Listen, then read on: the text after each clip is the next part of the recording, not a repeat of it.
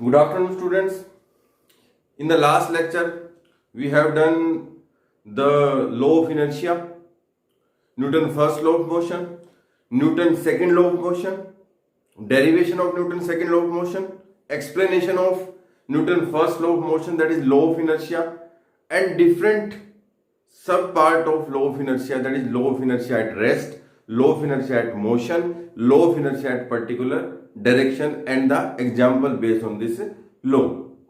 And we have done the unit of force also. So today we are going to discuss with the topic unit of force.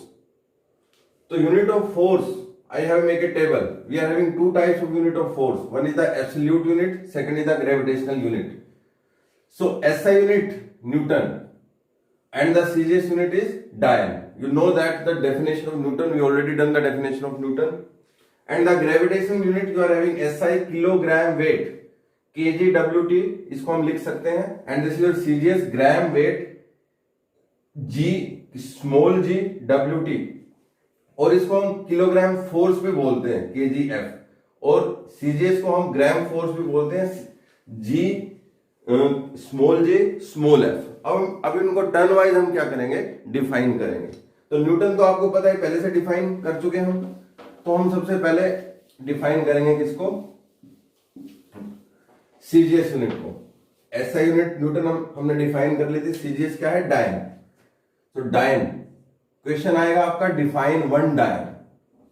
तो ये question आया आपका, define one डायन, DYNE डायन, one डायन. अब इसको कैसे डिफाइन करेंगे, और फिर हम डायन और फोर्स में रिलेशनशिप भी करेंगे. हमने डायमेंशन जो आपका डायन और फोर्स की यूनिट जो न्यूटन है, डायन और न्यूटन में रिलेशनशिप भी करेंगे. आपने डायमेंशन की हेल्प से किया था, हम यहां पर सिंपल जो है उसकी हेल्प से हम क्या करेंगे, इसको रिलेशनशिप बताएंगे आपकी न्यूटन और डायन में. तो डायन का एक्सप्लेन करना है तो प्रोसीजर वही, एफ की वैल्यू कितनी है आपकी, m इंटू ए.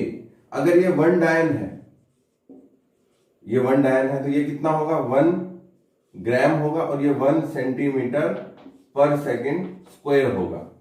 तो अगर आपका 1 ग्राम का ऑब्जेक्ट हो और वो एक्सेलरेट कर रहा है 1 सेंटीमीटर पर सेकेंड स्क्वायर की एक्सेलरेशन से, तो उस पर फोर्स कितना होगा, 1 डायन.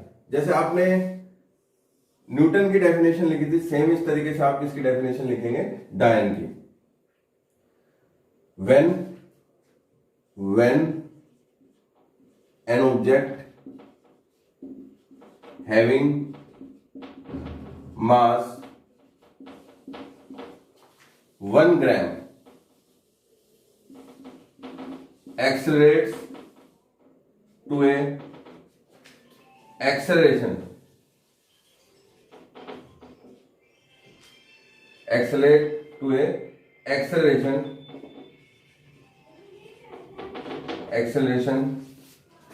of 1 centimeter per second square, then force on the object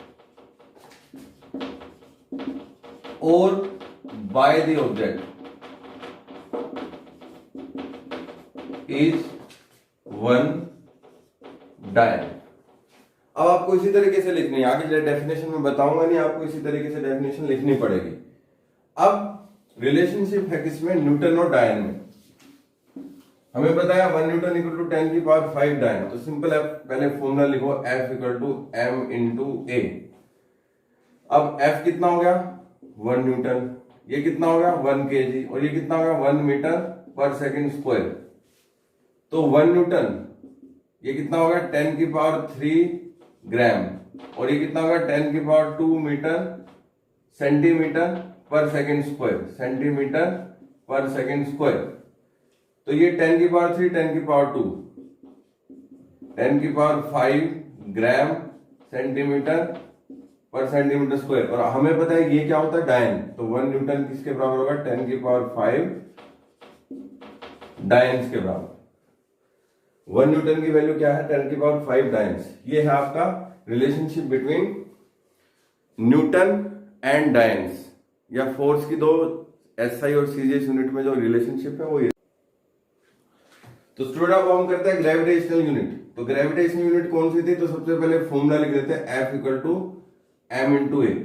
तो ग्रेविटेशनल यूनिट एसआई में क्या थी? किलोग्राम वेट या किलोग्राम फोर्स, दोनों एक ही बात है। तो यहां पर क्या आ जाएगा? 1 किलोग्राम वेट, और ये किसके बराबर हो जाएगा? m 1 kg के, और a g में कन्वर्ट हो जाएगा स्मॉल g में। तो वो कितना होता है? 9.8 मीटर पर सेकंड स्क्वायर।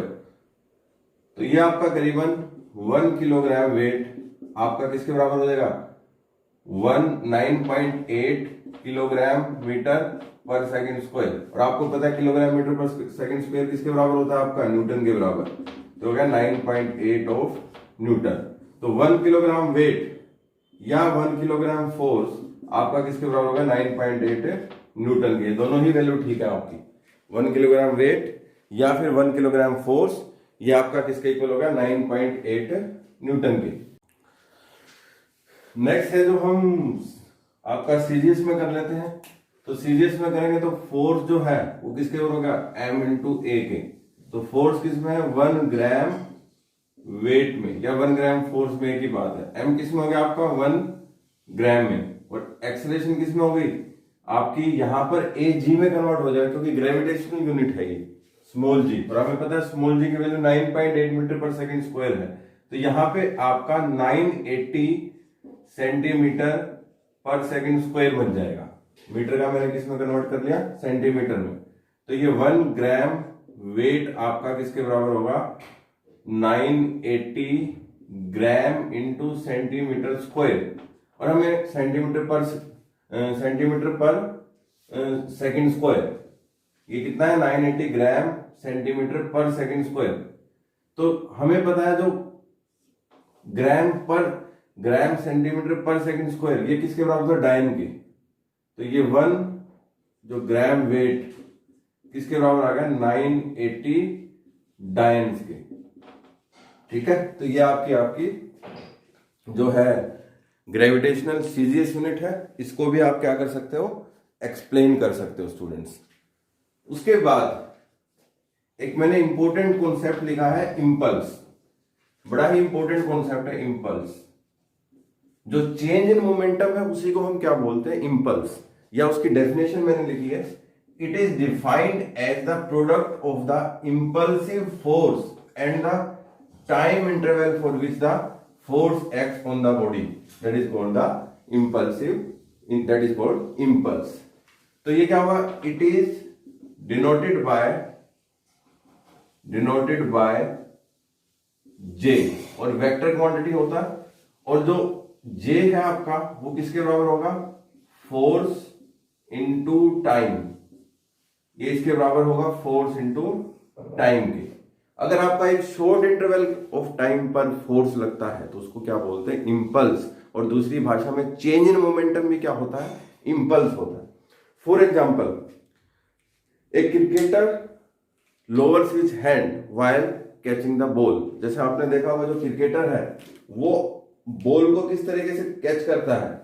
वो बॉल को ऐसे कैच करता है, पीछे की तरफ हाथ लेके जाता है। इसका भी आपको आंसर मैं इस आपके टॉपिक में बताऊंगा कि ऐसा वो क्यों करता है। तो आपका इसमें जो एसआई यूनिट है, इसकी कितनी बन गई? जे की, वो हो गई आपकी न्यूटन इंटू सेकेंड। ये क्या हो गई बेटा? SI unit. और इसका डायमेंशन फॉर्मूला भी लिख लेते हैं। फोर्स का कितना होता है? m1 l1 t-2, और एक t+1 और भी है, तो कितना हो गया? m1 l1 t-1। तो आपको कितनी बात याद रखनी है? एक ये क्या है? एक वेक्टर क्वांटिटी है, ये पहले ही बता दिया मैंने। ये क्या आपकी वेक्टर क्वांटिटी। तो आपको स्टूडेंट कितनी बात याद रखनी है? एक तो इसकी डेफिनेशन याद रखनी है, it is defined as the product of the impulsive force and the time interval for which the force act on the body. ये तो लिखने के लिए थे, समझने के लिए ये भी कह सकते हैं चेंज इन मोमेंटम को भी इंपल्स बोलते हैं। फिर ये डिनोट किससे होता है? J, vector quantity of F into t time होता है, एस न्यूटन इंटू सेकेंड होती है, dimension formula m1 l1 t-1 होता है। अब हम इसकी करते हैं एक्सप्रेशन फॉर जे। हमें सेकेंड लॉ की हेल्प करनी पड़ेगी। सेकेंड लॉ क्या कहती थी? Force is directly proportional to dp by dt। तो यहां से आप कांस्टेंट लगा दीजिए F equal to k dp by dt।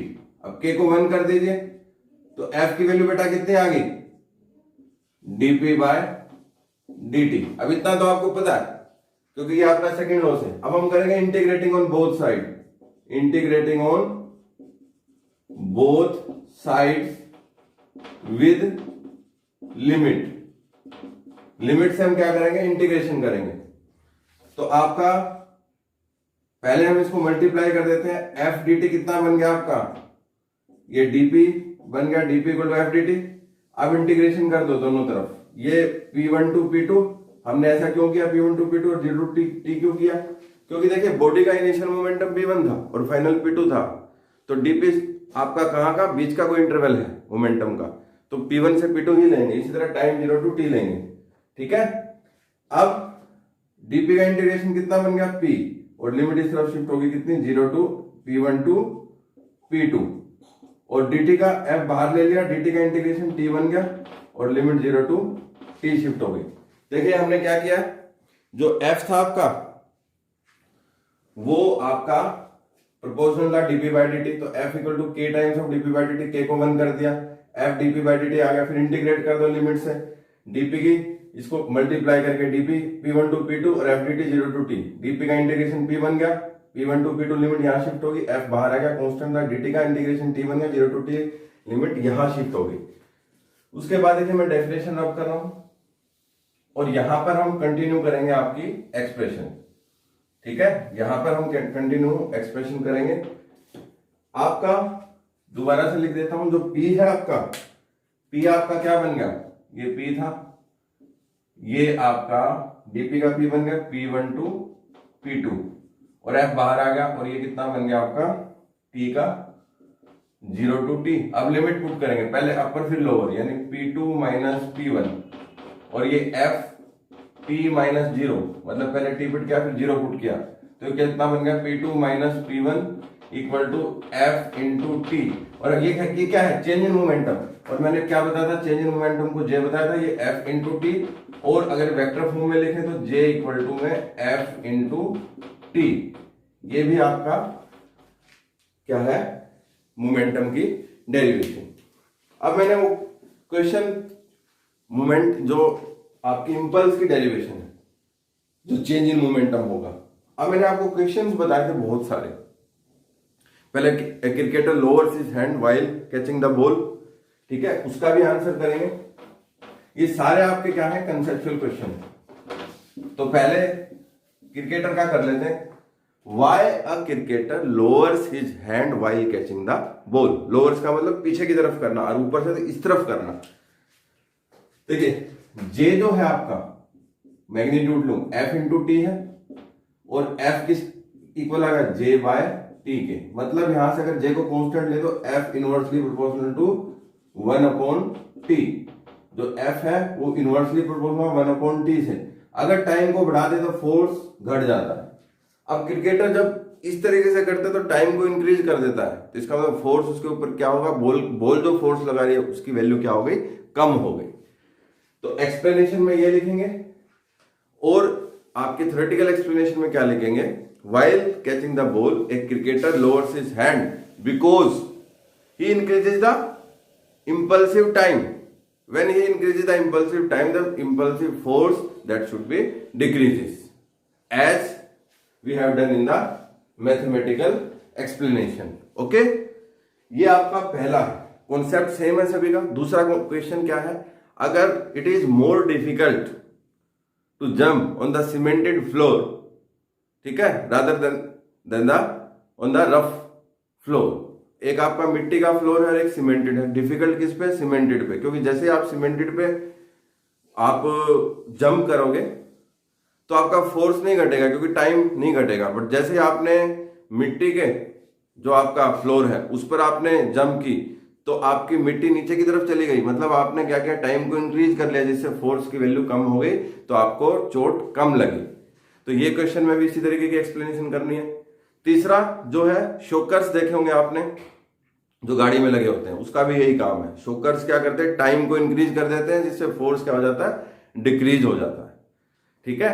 उसके बाद जो आपका नेक्स्ट क्वेश्चन है बेस किसके ऊपर, इंपल्स पे, वो आपका जो है जितने भी आपके जो ग्लास हैं, ग्लास के बर्तन हैं, उनको आपने देखा होगा कि आपका एक जो है आपका रफ सी चीज में या फिर आपके कागज में उनको रखते हैं वाइल डिस्पैचिंग। जब हम डिस्पैच करते हैं तो ऊपर तो उसका एक बॉक्स होता है डिस्पैचिंग का, बट जो ग्लास होते हैं, ग्लास के अंदर हम क्या करते हैं, कोई जैसे पेजेज वगैरह डाल देते हैं, कोई कागज डाल देते हैं और साइड में भी कागज डाल देते हैं।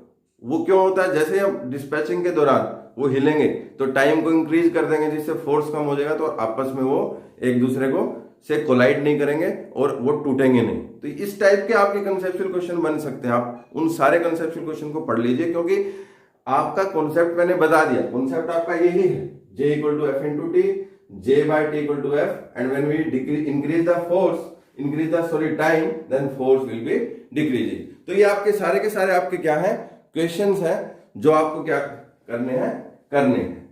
अब इसके बाद जो इंपल्स के बाद है, इंपल्स के बाद जो इंपॉर्टेंट चीज है वो है आपका Newton third law of motion. आपको पता है every action there is an equal and opposite reaction, और action and reaction are equal and opposite, this is Newton third law. आपकी अब Newton third law of motion, third law of motion वो क्या होगी, every action there is an equal and opposite reaction, यानी F1 जो force होगा वो minus of F2 force के बराबर होगा। ये एक्शन का फोर्स है, ये रिएक्शन का फोर्स है। This is action and this is reaction. तो आप लिख भी सकते हैं action and reaction are equal and opposite. ठीक है, एक्शन और रिएक्शन आपस में क्या होते हैं, इक्वल एंड अपोजिट। ये आपकी न्यूटन की थर्ड लॉ है। एग्जाम्पल देख सकते हैं। अब न्यूटन की थर्ड लॉ पे तो सभी एग्जाम्पल डिपेंड है। इवन अगर हम वॉकिंग कर रहे हैं तब भी न्यूटन की थर्ड लॉ ऑफ मोशन का एग्जाम्पल है, क्योंकि action and reaction are equal and opposite. Even हम स्टैंडिंग कंडीशन में है तब भी आपका क्या है, न्यूटन थर्ड लॉ, क्योंकि हमारा जो ग्रेविटेशनल फोर्स है वो नीचे की तरफ लग रहा है और रिएक्शन हमारी क्या है, ऊपर की तरफ। एक रिएक्शन नाम से चीज होती है, जो वो फोर्स ही होता है। तो जब हम स्टैंडिंग कंडीशन में रेस्ट में है तो आपकी रिएक्शन ऊपर जाएगी और ग्रेविटेशनल फोर्स नीचे लगेगा। किस तरीके से, ये देखिए, अगर ये बॉडी है आपकी तो ये आपकी रिएक्शन आर होगी, कई बुक्स में एन भी बोल देते हैं उसको, और नीचे क्या लगेगा, एम जी।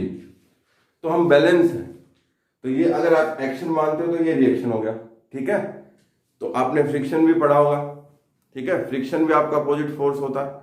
अगर रेस्ट पे हो तो इसका मतलब आगे की तरफ और पीछे की तरफ फोर्स इक्वल लग रहा है, तो आपका एक्शन और रिएक्शन, उसमें भी आपका एग्जांपल न्यूटन थर्ड लॉ का दे सकते हो। उसके बाद swimming is also the example of Newton third law of motion. ठीक है, रॉकेट का जो लॉन्चिंग है, जो रॉकेट जाता है, वो भी एग्जांपल किसका होता है, Newton third law of motion, क्योंकि उसमें पीछे गैस निकलती है, एग्जॉस्ट होती है, और फिर उस एग्जॉस्ट गैस से जो उसकी रिएक्शन होती है वो ऊपर की तरफ होती है। मतलब एक्शन पीछे होता है और रिएक्शन कहाँ होती है, ऊपर की तरफ होती है। तो डोंट वरी, ये सारे एग्जांपल हम धीरे धीरे जब एक्सप्रेशन आएंगी तो अच्छी तरह से करेंगे। तो अभी आप सिर्फ सिंपल याद रखिए कि न्यूटन की थर्ड लॉ क्या थी और उसके बेसिक एग्जांपल क्या थे। अब जो नेक्स्ट है वो law of conservation of linear momentum. बड़ा इंपॉर्टेंट सा क्वेश्चन है, law of conservation of linear momentum. आज ही कर लेते हैं। Law of conservation of momentum. Momentum कौन सा, लीनियर मोमेंटम, क्योंकि अभी एंगुलर मोमेंटम भी पढ़ेंगे, बट पहले क्या है, लीनियर मोमेंटम। ध्यान लिख लीजिए, लीनियर मोमेंटम। तो सबसे पहले इसका फ्री बॉडी डायग्राम बना देता हूं मैं, मतलब सिंपल डायग्राम बना देता हूं मैं इसका। डायग्राम क्या है, ये आपका एक ऑब्जेक्ट है जिसका मास, ये एक ऑब्जेक्ट है जिसका मास कितना है, ma, और ये ऑब्जेक्ट कौन सा है, बी ऑब्जेक्ट है जिसका मास कितना है, mb। ये सारी सिचुएशन किसकी है, बिफोर कोलिजन की। ठीक है, और ये आपका क्या है, उसके बाद ये कोलाइड कर देते हैं, ए ये बी, मास कितना एम ए, इसका मास कितना एम बी, इसकी जो वेलोसिटी है इनिशियल, इसकी जो वेलोसिटी है बिफोर कोलिजन वो कितनी है यू ए, और इसकी कितनी है आपकी यू बी। तो यहां पर जब कोलाइड करेंगे आफ्टर कोलिजन क्या हो जाएगा, आफ्टर कोलिजन ये एक दूसरे से दूर चले जाएंगे, ये ए ये बी, इसका मास तो क्या रह जाएगा एम ए और इसका मास एम बी, इसकी वेलोसिटी कितनी जाएगी वी, आपका कितना हो जाएगा वी ए और इसकी भी वी बी। देखिए मास तो जो है ये किसका है बिफोर कोलिजन का, ये केस बिफोर कोलिजन का ये वाला, ये है ड्यूरिंग कोलिजन का, ड्यूरिंग कोलिजन, और ये केस किसका है आफ्टर कोलिजन, ये केस किसका है आपका आफ्टर कोलिजन। तो आपके सामने है बिफोर कोलिजन, ड्यूरिंग कोलिजन और आफ्टर कोलिजन। अब ये लॉ ऑफ कंजर्वेशन वो कहता क्या है, वो ये कहता है total linear momentum before collision should be equal to the total linear momentum after collision. ये हम प्रूव भी करने वाले हैं। या total linear momentum is conserved, मतलब जितना पहले था उतना ही बाद में होगा, पहले मतलब कोलिजन से पहले था उतना ही कोलिजन के क्या होगा बाद होगा। ठीक है, इसको हम प्रूफ करेंगे। तो आप स्टेटमेंट सबसे पहले लिख लीजिए, डायग्राम के साथ साथ स्टेटमेंट लिख लीजिए। According to the law of conservation of linear momentum the total linear momentum is conserved और the total linear momentum before collision should be equal to the total linear momentum after collision. ठीक है, उसके बाद हम इसको proof करेंगे। देखिए collision से पहले तो ये थे, जैसे कोलिजन हुआ तो ए ने बी के ऊपर फोर्स लगाया, ए ने बी के मतलब ये आपका ए ऑब्जेक्ट था और ये बी ऑब्जेक्ट था। अब सपोज करो इस डायरेक्शन में जा रहे हैं, अब डायरेक्शन में आप देखिए ये कहां जा रहे हैं इस डायरेक्शन में, इस डायरेक्शन में हम सपोज कीजिए इस डायरेक्शन में जा रहे हैं, तो ए ने बी को फोर्स लगाया, ए ने बी को फोर्स लगाया, बी ने तो कुछ भी नहीं किया, फोर्स किसने लगाया ए ने बी पर, तो ये फोर्स कौन सा होगा एफ ए बी। तो जो एफ ए बी होगा वो किसके बराबर होगा एम इंटू ए, यानी एम ए और ए की value V minus U upon T होती है, यानी V A minus U A divide by T. क्यों, क्योंकि आपका फोर्स जो है वो एम इंटू ए के बराबर होता है और ए की वैल्यू क्या होती है V minus U upon T. अब स्टूडेंट आपके माइंड में होगा कि ए बी ही क्यों आया, क्यों, क्योंकि फोर्स किसने लगाया ना, ए ने किसके ऊपर लगाया बी के ऊपर, एक्टिव कौन है ए, ठीक है, ए ने बी के ऊपर लगाया तो एफ ए बी लिखा। जैसे ही ए बी के ऊपर फोर्स लगाएगा तो डेफिनेटली बी भी किसके ऊपर लगाएगा ए के ऊपर फोर्स लगाएगा। ठीक है, तो वो कौन सा होगा एफ बी ए, वो बी के कारण आएगा तो M B V B minus U B divide by T. इसको हम इक्वेशन नंबर 1 बोल देते हैं, इसको इक्वेशन नंबर 2। अब न्यूटन की थर्ड लॉ क्या कहती है, according to Newton third law F A B आपका किसके इक्वल होगा माइनस ऑफ एफ बी। ठीक है, जो एफ ए बी है वो माइनस ऑफ एफ बी है, अभी मैग्नीट्यूड ही लिया है मैंने। ठीक है, अगर आप डायरेक्शन लेते हो तो डायरेक्शन ले लीजिए, ये डायरेक्शन, ये आपने डायरेक्शन कर दी, ये भी डायरेक्शन कर दी और ये भी डायरेक्शन कर दी, तो ये आपका इस तरीके से आ जाएगा। अब जो एफ ए बी है वैल्यू पुट करनी है, वैल्यू पुट कर दीजिए, एफ ए बी कितना है M A V A minus U A upon T, ठीक है, equal to M B V B minus U B upon T.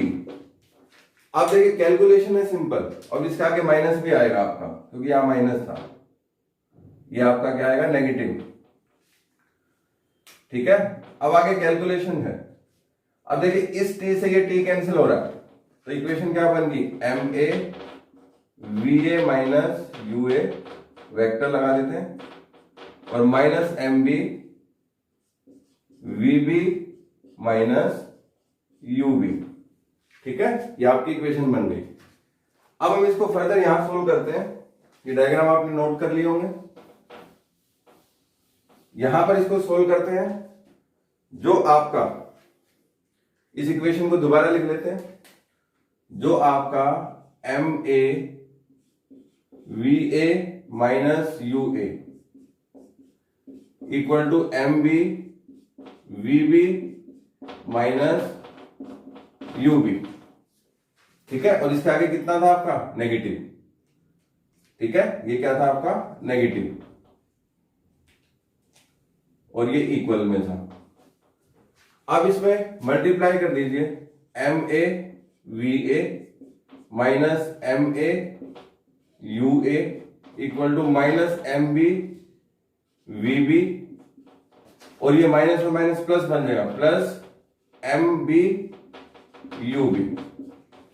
अब आप लास्ट स्टेप पे क्या करना है, एम ए वी ए, अब इसको इस तरफ ले जाइए वी बी को, plus M B V B equal to क्या बन गया, इक्वल टू आपका ये एम ए यू ए, ये मैं उस तरफ लेगा, ये यू था आपका, और एम बी यू बी आपका पहले से था। तो बेटा देखिए ये तो था क्या, बिफोर कोलिजन, बिफोर कोलिजन, और ये क्या था आपका, ये था आपका बेटा आफ्टर कोलिजन, आफ्टर कोलिजन। तो हमने प्रूफ कर दिया the total linear momentum before collision should be equal to the after collision. Okay, so in the next lecture student we will do the next topic based on this chapter. Okay, thank you.